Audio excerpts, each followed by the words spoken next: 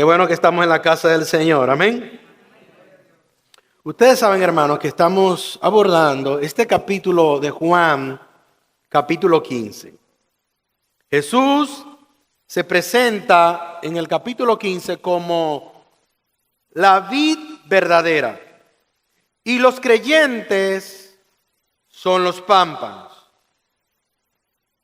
El Señor presenta la importancia de permanecer en Cristo, no importa la condición, con la firme intención o el resultado de dar fruto. Hemos dicho a través de estos mensajes que el amor es la conexión o la manera entre la vid y los pámpanos. Los pámpanos dependen de la vid. Dependen para nutrirse y dependen para crecer y por ende para dar fruto. Decíamos también en este capítulo 15 que a pesar de que el creyente como rama puede proveer sombra y también madera, no es el fin principal del árbol o de la rama. La intención final es que dé fruto, hermanos. Fruto. Y este fruto depende de vivir para la gloria de Dios. Y en la mañana de hoy queremos invitarle a que abordemos los versos otra vez 12 al verso 15. Y vamos a hablar hoy sobre el tema: os he llamado amigos. Juan capítulo 15, verso 12. Oremos ante todo. Señor, gracias te damos en esta mañana. Necesitamos tu gracia, Señor, para cumplir con este requisito de dar fruto. Porque no se trata de nuestras habilidades, ni de nuestro conocimiento, sino del amor de Dios en nosotros. Y nosotros te rogamos que nos ayude a obedecer para ser encontrados y llamados amigos tuyos. Porque un amigo es aquel que se le ha dado a conocer la voluntad de Dios. Pero para ello también necesitamos tu gracia, tu ayuda. Hoy exponemos tu palabra para que tu palabra sea la medicina a nuestra alma y que no seamos oidores olvidadizos, sino que podamos hacer no solamente oidores, sino hacedores, practicantes de tu palabra. Con la potencia de tu gracia, Señor, predicamos tu palabra en el nombre de Jesús. Amén y amén. Lean conmigo estos versos, versículo 12 al 15 del capítulo 15 de Juan. Dice el Señor: y este es mi mandamiento. ¿Cómo dice? Que se amen los unos a los otros como yo los he amado. Nadie tiene amor más grande que el que da la vida por sus amigos. Ustedes son mis amigos. ¿Cuántos son mis amigos? Mucha gente dijo amén. Ustedes son mis amigos si hacen lo que yo os mando. Está hablando Cristo con sus discípulos. Ya no los llamo siervos, porque el siervo no está al tanto de lo que hace su amo. Los he llamado amigos, porque todo lo que a mi Padre le oí decir, se lo he dado a conocer a ustedes.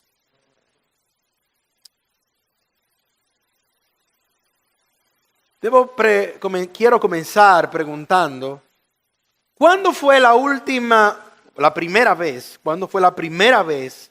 que alguien te llamó amigo?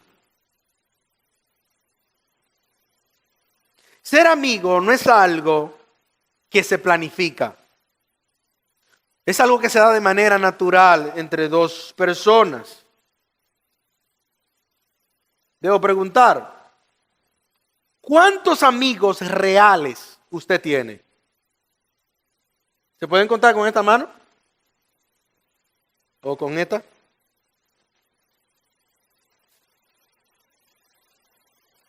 Amigos es difícil de encontrar.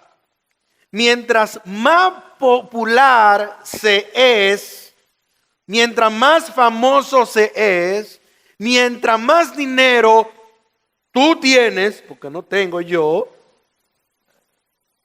más difícil encontrar amigos. Déjeme citar a Plutarco, un filósofo.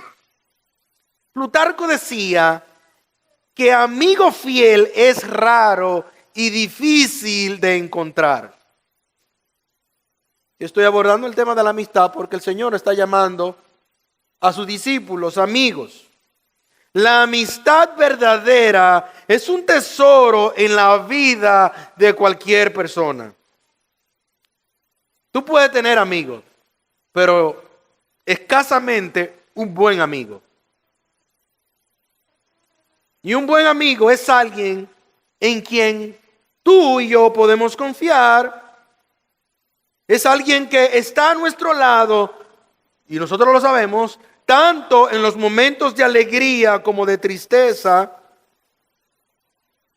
tanto en los momentos de bonanza como de tempestad, como en los momentos de abundancia como de escasez. Y Dios, por su providencia, trae buenos amigos a nuestra vida para que sean de bendición, para que los amigos nos inspiren, para que nos ayuden en nuestro caminar con el Señor, para que nos digan la verdad que nosotros no queremos oír. Proverbios dice que hay amigos más fieles que un hermano. ¿Está oyendo eso? Probablemente tú tienes un amigo que te lleva mejor que con tu hermano. No debería ser así, pero así es. Porque se da de manera, y hay hermanos de sangre y de carne que son amigos. Tú lo llamas a cualquier hora y no importando la condición, y ellos están preocupados por ti. Pero no es de esa amistad la cual nosotros queremos enfocar estos textos, porque no es esto lo que el Señor está tratando de decir, porque el tema de amigos, de la manera en la que el Señor nos lo aborda, no es de necesariamente de alguien, y aunque sí está en momentos buenos y malos. Y en esta mañana nosotros queremos hablar sobre lo que hablan en estos textos, sobre el mandamiento de amar a nuestro hermano. Y en segundo lugar, la amistad con Jesús, con sus discípulos. Y finalmente, algunas conclusiones. En primer lugar, el mandamiento que el Señor da de amarse los unos a los otros. Y es, versículo 12, y este es el mandamiento, que se amen los unos a los otros como yo los he amado. Lo que el Señor está diciendo no es algo sencillo, ni el mandato que el Señor está dando no es una sugerencia, no es algo si tú quieres, es algo que el Señor está ordenando. Y en una sociedad como la nuestra, tan influenciada por conceptos sobre el verdadero amor y la amistad, los sentimientos en esta sociedad tienen mucho que ver. Alguien diría, pero ¿cómo yo lo puedo amar si no lo siento? Pastor, es que no lo siento. Pastor, es que mis emociones son incontrolables. Cristo dejó su ejemplo de amor, como ya lo habíamos planteado en el mensaje anterior, sobre Romanos 5:8. ¿Qué dice Romanos 5:8? Mas Dios muestra su amor para con nosotros, que siendo aún pecadores, ¿qué pasó? Cristo murió por nosotros. La manera en la que Cristo está diciendo, tienen que amarse los unos a los otros. Lesel, tú tienes que amarme. Kelvin, tú tienes que amarme, pero no tienes que amarme como a ti te place, ni en el momento en que tú lo sientes. El Señor está diciendo, tienen que amarse en la misma forma y en la misma manera como yo los he amado a ustedes. ¿Cómo Cristo nos amó? ¿Cómo Cristo nos amó? Cristo nos amó de tal manera que dio a su único hijo en la cruz. Es decir, Cristo dio su vida por nosotros. Y Cristo está diciendo, tienen que amarse como yo lo he amado. Así que yo voy a estar con ustedes y yo lo voy a amar, pero no hay una evidencia más grande de amor que dar mi vida por ustedes. Por eso el versículo 13 dice, nadie tiene amor más grande que el que da la vida por sus amigos. Jesús describió la medida y la calidad y tal vez la cantidad de su amor por sus discípulos.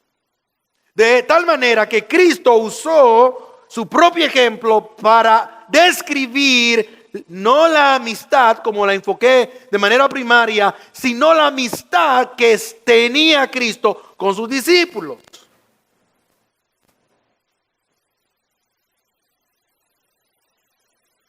El Señor usó su ejemplo. No apeló a sus sentimientos. No dijo, tienen que ayudarse los unos a los otros. No dijo, tienen que cubrir sus necesidades los unos a los otros. Tienen que cubrir la vergüenza los unos a los otros. No, Cristo dijo, tienen que dar su vida si es necesario por sus amigos. Nadie tiene más amor más grande que aquel que da la vida por quienes. Desde luego, Cristo no está hablando ni de usted ni de mí. Cristo está hablando de sí mismo. Porque ¿quién de nosotros daría la vida por alguien? Es Él, yo te amo. Tú sabes, yo te quiero, varón. Ah, no, Luis Fernando, tú sabes que yo te quiero. Pero dar la vida. Y los cuatro, y los mellizos, y Sara y Alicha. Y a Laura, ¿quién se la dejó? Porque Cristo no está hablando de ustedes, ni está hablando de mí. Cristo está hablando de sí mismo. Y lo que el Señor está tratando de enseñarnos es la manera y en la fuerza y la dimensión en la cual yo debo amar a mi hermano. Y le dice, ya arranqué contigo, así que tengo que seguir contigo. Así que yo tengo que amar a Eliezer y tengo que amar a mi hermano de tal manera en que yo dé mi vida por él, si es necesario. Los discípulos debían amarse los unos a los otros. ¿Por qué debían amarse los unos a los otros? Porque en la condición en la que ellos iban a pasar y el trabajo, recuerdan que hemos venido hablando, Cristo está preparando a sus discípulos. Viene una prueba, viene una situación y ellos tienen que amarse. Tienen que permanecer unidos en esta prueba. Cristo iba a ser crucificado. Cristo iba a estar en la cruz del Calvario. Ellos se iban a escandalizar, pero necesitaban en esta prueba amarse los unos a los otros. El Señor revela con este versículo 13 de nadie tiene amor más grande que el que da la vida por sus amigos. El Señor está revelando su amor completo y su incomparable grandeza entregando su vida. Nosotros lo vemos en el libro de Primera de Juan, capítulo 3, verso 16. No San Juan, Primera de Juan 3:16. ¿Qué dice Juan 3:16? Primera de Juan 3:16. Juan dice, en esto hemos conocido el amor en que Él, quien Cristo, puso su vida por nosotros y también nosotros debemos poner nuestra vida, ¿por quiénes? Por nuestros hermanos. Hermano, ningún hombre puede llevar su amor más lejos que dar su propia vida. Tú puedes hacer muchas cosas por tu hermano. Suplir una necesidad. Si está enfermo, acompañarle. Si se le murió a alguien, estar con él en su dolor. ¿Verdad? Si tiene algún problema de cualquier otra naturaleza, acompañarlo, estar con él. Pero nadie puede sobrepasar el tema de dar la vida. Berkeley, en su comentario bíblico, dice: nosotros somos enviados al mundo para amarnos unos a otros. A veces vivimos como si fuimos enviados al mundo para competir los unos con los otros. No fuimos enviados al mundo, dice Berkeley, para discutir los unos con los otros. No fuimos enviados al mundo para pelear los unos con los otros. No vinimos al mundo, y agrego yo, para compararnos los unos con los otros. No vinimos al mundo para polemizar los problemas, para alargar los problemas familiares. No, vinimos al mundo, ¿para qué? Para amarnos los unos a los otros. Y aquí viene la pregunta. ¿Tú amas a tu hermano?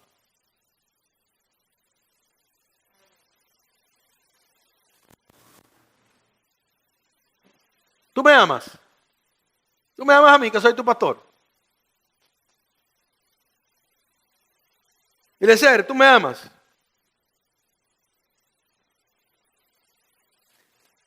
Es retórica la pregunta, porque si decimos sí, nosotros tendríamos que tener la capacidad de poner la vida por uno de nuestros hermanos. Hermanos, esta es la realidad. Cristo no nos pide o exige un acto de heroísmo, porque los héroes tienen su recompensa. Cristo pide algo más difícil, y es la entrega de nuestra propia vida. Voy a repetir eso. Es muy fácil, hermanos, tú decir no, porque Eliezer tenía un problemita y yo le metí la mano y ya está resuelto. Bueno, esa es mi recompensa, mi ayuda, mi elogio, la bondad de mi amigo sobre mí, de decirme, pastor, no tengo que pagarle, pastor, gracias, eso que usted hizo es demasiado grande. Ya ese es mi heroísmo, esa es mi recompensa. Pero si doy la vida por él, no puedo tener no hay heroísmo. Cristo nos pide eso. Cristo nos pide que nosotros demos la vida diariamente, con paciencia, con sacrificio por nuestros hermanos. Esto puede resultar un poco menos romántico, un poco menos de heroísmo, como dije, pero expresa la forma práctica en la que el Señor espera que nosotros amemos a nuestros hermanos. Primero de Juan, capítulo 3, verso 17, el apóstol Juan lo razona de esta manera. Capítulo 3, versos 17 y 18, primera de Juan. Pero el que tiene bienes de este mundo y ve a su hermano tener necesidad y cierra contra él su corazón, ¿cómo mora el amor de Dios en él? Porque el libro de Juan habla de la practicidad, de la praxis del evangelio sobre nosotros. Hijitos míos, no nos amemos de palabra, dice Juan, ni de lengua, sino de hecho y de verdad. Hermano, la realidad es que hay hermanos que nos dicen cosas que nosotros no queremos oír. Y a veces el pastor dice cosas que no queremos oír. Pero la realidad es que nuestros hermanos nos están amando. Porque cuando alguien está siendo disciplinado, no ve la disciplina como causa de gozo hasta que no sana. Dígame a mí que me estoy tomando una pastilla que saben a rayos y centellas. No me causa placer tomármela, pero necesito, porque hay una medicina, hay algo que está en mi cuerpo que necesita ser sanado. El Señor está diciendo, tienen que amarse. Tienen que amarse en la diversidad, tienen que amarse en las diferencias, tienen que amarse en el consejo mutuo, tienen que amarse en la falta del uno con el otro, pero el Señor está diciendo, tienen que amarse.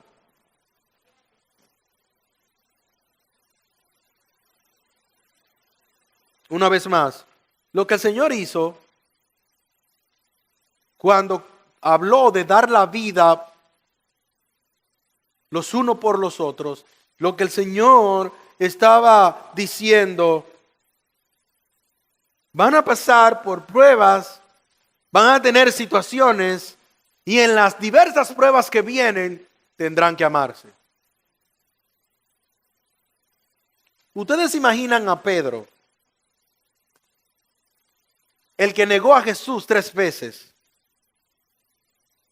estando reunido con los discípulos. Y le dice uno, ¿y tú qué haces aquí? ¿Qué tú haces aquí, reunido con nosotros? Tú fuiste el que negaste al Señor 3 veces. Tú lo abandonaste. Tú lo dejaste.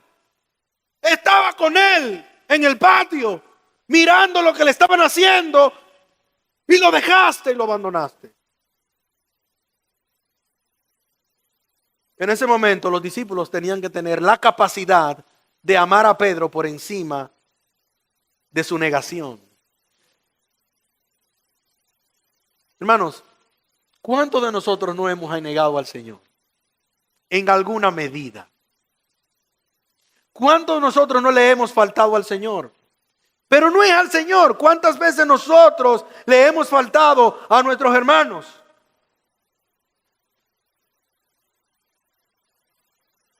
Por eso que la iglesia es iglesia. Porque aquí el único que te puede condenar es el Señor, pero Él tampoco te condena.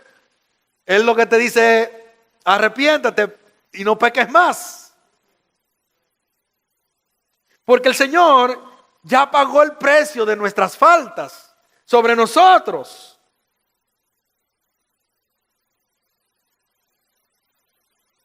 No tiene sentido decir, ya yo sé que no voy a dar la vida por mi hermano, ya yo sé que no tengo esa capacidad, a menos que Dios te dé gracia, ¿verdad? Para eso. Ustedes se imaginan que yo tengo una situación y que alguien me diga, y alguien le diga a ustedes, el pastor tiene que morirse, ¿quién de ustedes da la vida por el pastor?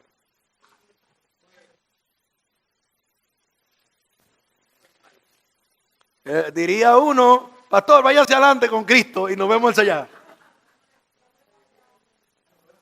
Pero la realidad es que el Señor le está diciendo, más allá de dar la vida el uno por el otro, lo que el Señor está diciendo, sobre todas las cosas, tienen que tener la capacidad y la habilidad en mí para amarse. Como yo te he amado, tú tienes que amar a los demás. Hermano, pero la realidad es que tú tienes una persona que amar más cerca que el pastor. Él es ser más cerca que yo. Tú tienes que amar a tu esposo tal y cual es. Es tu hermano en Cristo. ¿Alguien está aquí? Tu esposo y tu esposa es tu hermana y tu hermano en Cristo. Lo que el Señor está diciendo, a Él tú tienes que amarlo por encima de todas las cosas. No tienes que amarlo como novia, o como novio, o como esposo. Es verdad, tienes que amarlo. Pero tú tienes que verlo a él o a ella como hermano en Cristo también. Y cuando tú veas a tu esposo, tú le dices, ese esposo mío que Dios me dio, ese es más malo que el gas morado. Pero es tu hermano en Cristo. Y entonces ahí tú bajas los decibeles. Tú dices, el Señor me dice que tengo que amarlo. Esa mujer que el Señor me dio, pero ahí el que el Señor dice, tengo que amarla como Cristo me dice que la ame, que tengo que amarla. No como yo siento, no como me da la gana en ese momento, porque hay momentos en que nosotros amamos, hermano.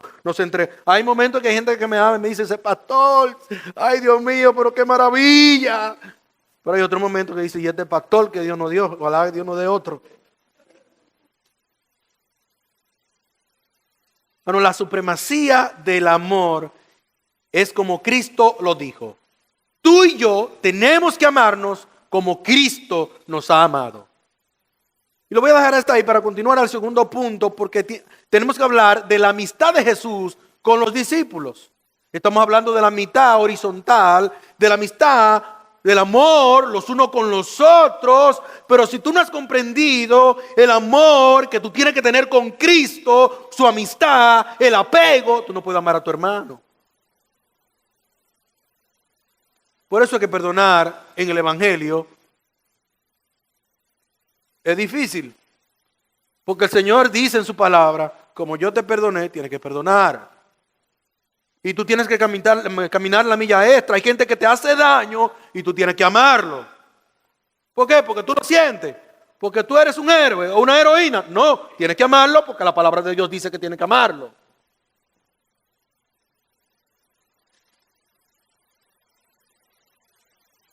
Entonces la amistad del Señor con los discípulos. Los versículos 14 y 15, el Señor nos dice, os he llamado amigos. ¿Cómo nos llama el Señor? Amigos. Jesús describió la medida y la calidad de su amor por los discípulos. El Señor le está diciendo, mira, ya yo no te voy a tratar como siervo, sino te voy a tratar como amigo. Y en la relación, que el Señor está usando una metáfora, en la relación entre un discípulo y un rabí, en ese tiempo, no se esperaba que hubiese una amistad. No había amistad entre un maestro y su discípulo. Pero el Señor le está diciendo a los 12 discípulos, ya ustedes no son mis discípulos. Ya ustedes no son mis siervos, ustedes son mis amigos. Hermanos, en el pensamiento del mundo antiguo, para que podamos entender esta idea, un siervo no podía ser un instrumento confiable. Él podía ser útil. Podía ser confiable, pero no podía ser un socio del amo. Era posible que un siervo y un amigo pudieran ser de ayuda similar, pero un amigo podía ser un socio en el trabajo de una manera que un esclavo no podía ser. ¿Qué es lo que dice Cristo? Esta es la analogía que Cristo está usando. Cristo está diciendo, vosotros ya no sois siervos. Yo sé que ustedes son confiables. Yo sé que ustedes son útiles. Yo sé que yo puedo designar un trabajo sobre ustedes y ustedes lo van a hacer. Pero ya yo no quiero que ustedes sean solamente confiables y útiles. Vosotros sois mis amigos. ¿Qué somos de Cristo? Hermano, hasta ahí eso está maravilloso. Dice, wow, soy amigo del Maestro, del Hijo de Dios, que soy su amigo. De hecho, hay una canción que cantamos en alguna oportunidad aquí sobre I am a friend of God. Él es mi amigo fiel, yo tengo un amigo fiel.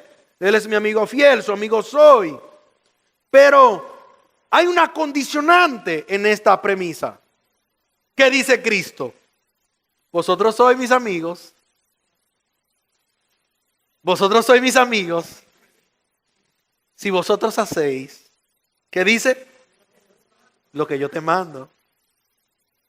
Una vez más, La prueba de la amistad, hermanos, con Cristo está sujeta a la obediencia. ¿Cuántos son amigos de Dios? ¿Cristo es su amigo? Tiene que hacer lo que Él te manda. El término griego que el Señor usa para amigo se puede traducir como la palabra amados. En otra palabra, ellos eran amigos o amados porque eran obedientes, no en la perfección global, pero eran obedientes porque estaban sujetos ¿a quién? A la vid que es Cristo Jesús. Como lo hemos dicho en otras oportunidades, todo aquel que está cimentado en la vid que es Cristo, da fruto porque obedece a la palabra de Dios. ¿Ven la conexión, hermanos? Yo estoy en la vid, soy la rama, estoy en Cristo. La razón por la que puedo dar fruto es porque la palabra de Cristo me ha limpiado y por ende, como me ha limpiado, puedo dar mucho fruto porque obedezco la palabra de Dios. La amistad con Jesús no puede estar desconectada de la obediencia a su palabra. El Señor dice, yo no te llamaré siervo. ¿Por qué no te llamaré siervo? Bueno, no te llamaré siervo, versículo 15, porque el siervo no está al tanto de lo que hace su amo.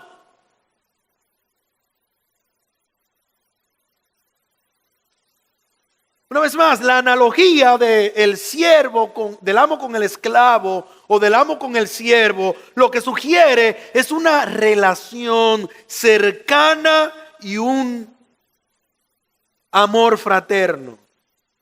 La analogía sugiere que el dueño no comparte sus planes y sus propósitos con los esclavos o siervos, pero sí lo hace con el amigo.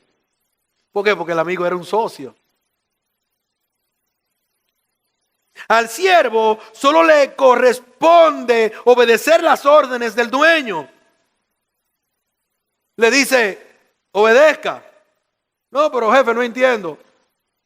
Ustedes conocen el famoso refrán que dice, el burro se amarra donde diga el dueño, aunque se ahorque. Porque el siervo tiene que estar dispuesto a obedecer aunque no lo entienda.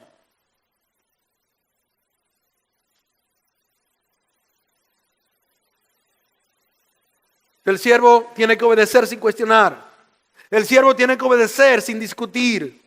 El siervo tiene que obedecer sin opinar. El siervo no conoce, está ajeno a los propósitos de Dios. La palabra siervo del griego doulos era el siervo era comprado, era sometido, era sustentado por el amo, era protegido por su amo, vivía en sumisión total a la voluntad de su amo.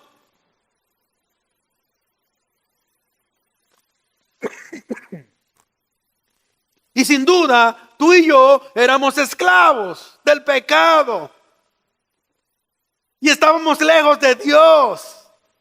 Pero Cristo nos compró en la cruz del Calvario. ¿Ven la analogía?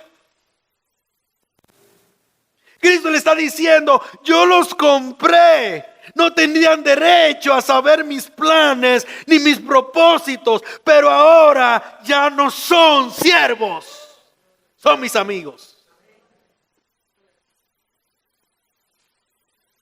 Pero la razón por la que han pasado y han trascendido de siervos a amigos es porque el siervo no está al tanto de lo que hace su amo. Y ustedes sí.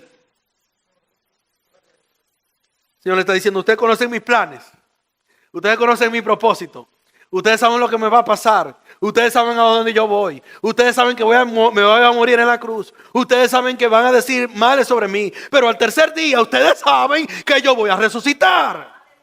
Conocen los planes. ¿Por qué ellos fueron a la tumba al tercer día?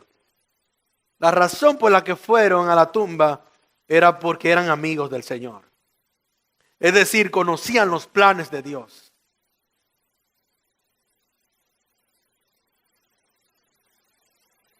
En nuestra sociedad, para aplicar el punto, en nuestra sociedad resulta muy difícil encontrar un buen amigo de nuestro círculo cercano.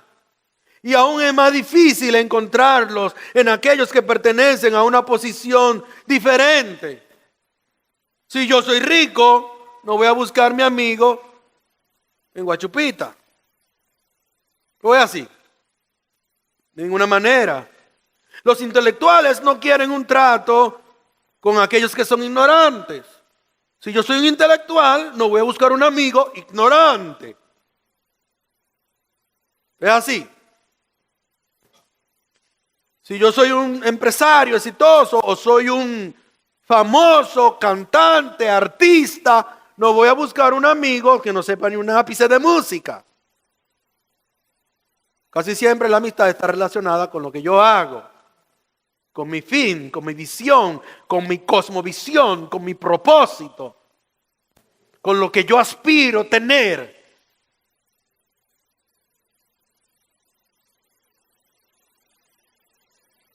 Pero a pesar de la infinita superioridad de Cristo, de que era el Hijo de Dios y que era Dios hecho hombre, Él no hizo buscar a alguien igual que a Él para llamarlo amigo, sino que el Señor te escogió a ti y a mí para llamarnos sus amigos. ¿O tú no lo crees que tú eres un amigo de Dios, Señor? Yo tuve que decirle a alguien, mira, ustedes conocen la frase en República Dominicana, para los que nos ven, ¿tú sabes quién soy yo? Cuando te para un militar, ¿cuál es la palabrita que más nos gusta decir los dominicanos? Sobre todo si hay un rango de por medio. Nosotros queremos decir, diga comandante, tenga cuidado, ¿usted sabe quién soy yo? ¿Usted sabe quién soy yo? A mí me gusta usar la otra. ¿Usted tiene alma? Sí, señor. ¿Y dónde está? Digo, está ahí atrás. Cuidado que tiene 66 tiros. Yo le estoy hablando de la Biblia, que tiene 66 libros. Le dice, no, esa es peligrosa, esa hay que tenerle cuidado, dice el comandante de una vez. ¿Usted sabe quién soy yo? No, señor, no sé quién es usted. Yo soy un hijo del Rey de Reyes, amigo de Dios. Amigo de Dios. Si se mete conmigo, se mete con Dios. Casi siempre ellos amablemente lo toman a la chanza. Tomarlo a chanza no implica que no sea una realidad. Yo soy amigo de Dios. Así que para los amigos, Cristo no tiene secretos. O tiene, como creen algunos, que el Señor tiene grandes misterios para algunos que están reservados para discípulos especiales. Porque el Señor le da a conocer sus cosas más grandes a algunos profetas especiales. Dígale que no, que el Señor no tiene secreto. Que todo lo que el Señor tenía que decir nos lo dejó plasmado en la Escritura para que sus amigos conozcan sus planes. Y el secreto más grande que el Señor ha dejado es que Cristo viene por su iglesia. Y tú y yo lo sabemos.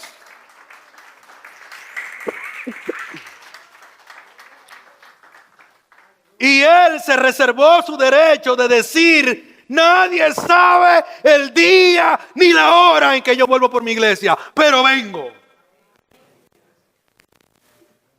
Nosotros somos sus amigos. ¿Qué tiene que hacer la iglesia? ¿Qué es lo que tiene que hacer? Estar preparada. Así que Cristo no tiene secretos, ni tiene códigos ocultos para dárselos a algunos especiales. El Señor está diciendo, si son mis discípulos y hacéis lo que yo os mando, ¿qué son entonces? Son mis amigos. Quiero concluir con las aplicaciones de esto que estamos hablando, hermanos. El Señor nos llama en esta mañana a amar a nuestros hermanos. Pero el Señor nos llama a amar a nuestros hermanos no solamente porque hay gente que es condescendiente contigo, hay gente que es tolerante contigo, hay gente que te sobrelleva, pero no necesariamente te ama. ¿Están aquí? El Señor dice, a ese cacarrabia hay que amarlo. Porque hay que verlo como un pecador. Hay que verlo como alguien que necesita el ejercicio de la fe cristiana. Él necesita ver la evidencia de alguien que lo ama. Ustedes saben que hay hermanos que necesitan ser amados. Que hay hermanos que necesitan ser abrazados. ¿Lo conocen?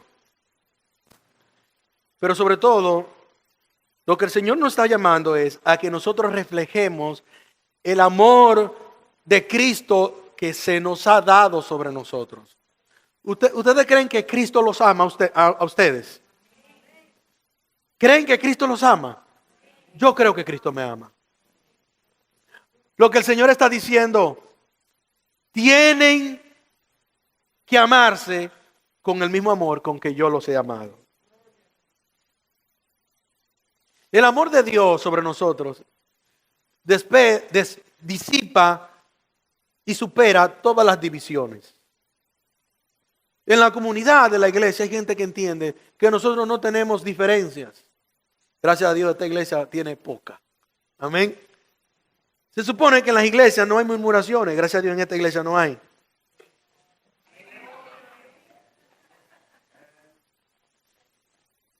Porque esta iglesia, nosotros debemos hacer un ejercicio y estamos haciendo un ejercicio, ¿verdad, Eliezer? En superar los conflictos en la comunidad a través del amor con que Cristo se nos ha dado. ¿Y cómo se practica eso, hermanos? Obedeciendo a la palabra de Dios. El Señor dijo, si son mis amigos, pero si tú haces lo que yo te mando. ¿Y qué es lo que el Señor le está mandando en el texto? Que te coma un picapollo. Que sea feliz. Esta es la práctica que la gente dice en el caminar. Yo no vivo para nadie, yo vivo para mí. Y el que se quiera rajar, que se raje. No, hermano, los cristianos no vivimos así. Los cristianos vivimos para todos. Vivimos para la gloria de Dios y vivimos para amar a la gente. En cuanto dependa de nosotros. Hay gente que lo que está esperando es que tú lo abraces. Te mira con odio y tú tienes que ir allá y decirle, ven acá, papá, ¿qué es lo que te pasa? Y le brinda una sonrisa de 200, o sea, de 100 a 100. ¿Qué es lo que te pasa? Ven. Y cuando tú lo abrazas, hermano, se disipan los conflictos, las tinieblas. Pongámonos de acuerdo, ¿qué es lo que necesitamos? Practicar la obediencia es una expresión de nuestra amistad con Cristo. Si yo no obedezco, estoy negando que Cristo es mi amigo fiel. Nosotros tenemos que orar y tomar el modelo de la inspiración de la obediencia, el ejemplo de Cristo. En el capítulo 13, Cristo, antes de reunirse con los discípulos y orar con ellos en el capítulo 14, y luego de aconsejarlos en el 15 que estamos hablando, Cristo tomó una bandeja de agua y se ciñó una toalla y comenzó a lavarle los pies a los discípulos. Hermano, a lavarle el maestro, el Hijo de Dios, a lavarle los pies a los discípulos. ¿Y usted sabe quién saltó? Saltó Pedro y le dijo, Señor, en ninguna manera. Y Pedro le dijo, y el Señor le dijo a Pedro, tiene que dejarte lavar los pies. Porque el Señor estaba antecediendo a un precedente de aquellos que ellos debían hacer. Hermanos, lavarle los pies a tus hermanos es una muestra de amor. Estoy usando una figura, ¿verdad que sí?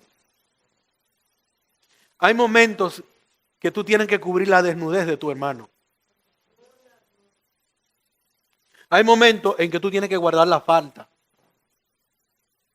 Hay momentos que él se aleja y tú tienes que salirlo a buscar. Hay momentos que tiene un problema y tú tienes que acompañarlos.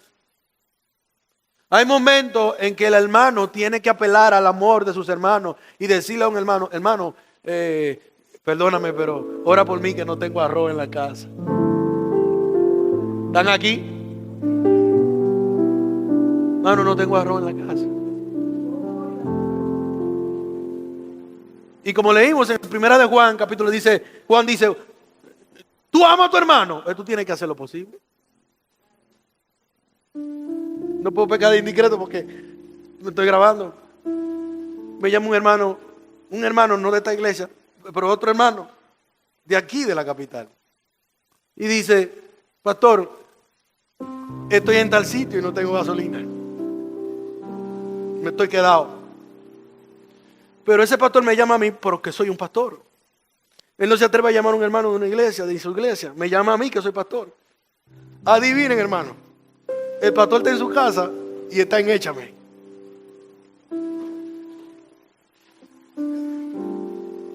¿Están entendiendo? Yo le dije, pastor, ¿dónde que tú estás? Espérame ahí que yo voy a rescatarte. Así que tuve que llamar a otro hermano y decirle, sierva, amada, préstame tu tarjeta que necesito. Yo no le dije que le iba a echar gasolina a nadie. Yo le dije, yo necesito echar gasolina. ¿Tú eres mi hermano? ¿Tú me amas? ¿Tú me amas? ¿Me aman? Yo tengo que pelar el amor de mis hermanos. Porque le hemos dicho que hay hermanos que son amigos que trascienden a la hermandad.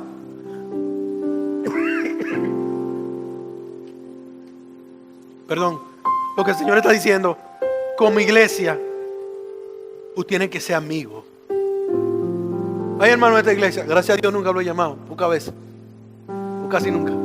Hay hermanos que me han dicho, pastor, si usted me necesita, llámeme. Hermano, pero a mí me cuesta llamarlo. Pero el Señor me estaba enseñando, me dice, tú tienes que apelar al amor de tus hermanos.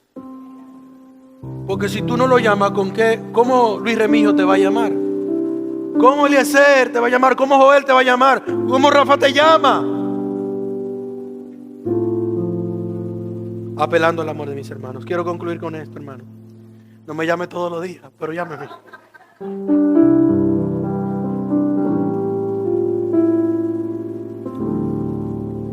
Debemos orar para que Dios nos dé la capacidad de amar a nuestros hermanos. No puede ver a un hermano que le hace falta un calzado y nosotros quedarnos inertes como iglesia. No. Un joven que está en la iglesia y anda en sandalia y preguntar por qué por qué vienes en cro. El Señor oró por sus discípulos, Juan 17, verso 6. He manifestado tu nombre a los hombres que del mundo me diste. Tuyos eran, dice el Señor, y me los diste. Y han guardado tu palabra. O sea, son mis amigos porque han guardado tu palabra. Ahora han conocido que todas las cosas que me has dado, o sea, son amigos porque conocen lo que el Padre le dio a Cristo y Cristo se lo dio a los discípulos. Proceden de ti, dice Jesús. Porque las palabras que me diste, se las he dado y ellos se las han recibido. Porque las palabras que me diste, ellos las han recibido. Y han conocido verdaderamente que salí de ti y han creído que tú me enviaste.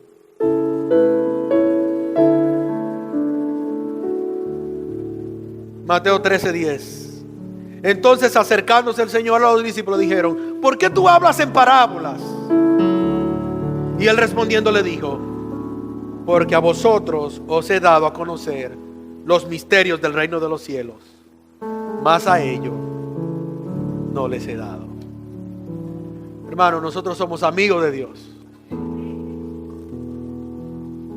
Y la instrucción en esta mañana es que nos amemos como Cristo nos ha amado. Señor, gracias te damos en esta mañana. Señor, apelamos a tu gracia soberana. Ayúdanos a ser tus discípulos, o discípulos que obedecen, discípulos que andan en tu voluntad, más que siervos, amigos tuyos, porque conocemos tus propósitos, tus planes, de que todo aquel que te conozca, te reciba como Salvador, que se conviertan en verdaderos discípulos, hombres nacidos de nuevo, mujeres nacidas de nuevo, que hacen tu voluntad. Como iglesia, ayúdanos a vivir en esta iniciativa que tenemos del mercado, para ser amigos de nuestros hermanos, de poner un grano de arena para dar con gracia lo que tú nos has dado. Bendice tu iglesia, Señor. Oramos en el nombre de Jesús.